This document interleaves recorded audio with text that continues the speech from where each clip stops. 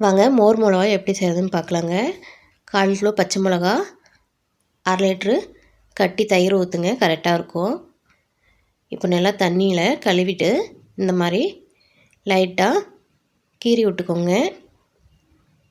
ஒரு அகலமான பாத்திரத்தில் போட்டுக்கலாம். 1/2 லிட்ரு தயிரையும் அதிலே கட் பண்ணி ஊற்றிக்கோங்க. தேவையான அளவு உப்பு போட்டுக்கலாம். நல்லா கலந்து விட்டு ஒரு 2 நாளைக்கு வீட்டுக்குள்ளேயே அப்படியே வச்சுருங்க. மேலே ஒரு தட்டு போட்டு மூடி 2 நாள் கழித்து வெயிலில் எடுத்து வச்சுக்கலாங்க. ஒரு பிளேட்டுக்கு மாற்றிக்கலாம். அப்படியே அதுலேயே தூவி விட்டுருங்க. நல்லா காஞ்சி வந்துடும். காஞ்சி வந்ததுக்கப்புறமா கையில் உடைச்சா டப்பு டப்புன்னு உடையிற அளவுக்கு காய வச்சு எடுத்து வச்சுக்கோங்க. ஒரு வருஷமே ஆனாலும் நல்லாயிருக்கும் கெட்டு போகாமல்.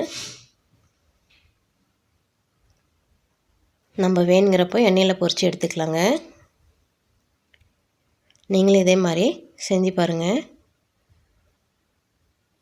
நம்ம சேனலை சப்ஸ்கிரைப் பண்ணி பெல் பட்டனை கிளிக் பண்ணுங்கள். நீங்கள் எந்த அளவுக்கு வெயிலில் காய வச்சு எடுக்கிறீங்களோ அந்த அளவுக்கு உங்களுக்கு ரொம்ப நாளைக்கு தாங்குங்க.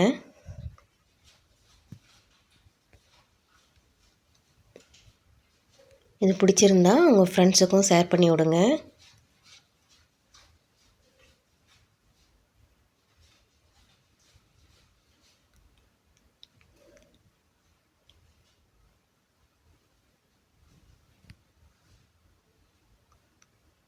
தயிரில் போட்டிங்கன்னா இந்த மாதிரி தான் நீத்து போயிருக்கும். அதனால் ஒன்றும் இல்லை.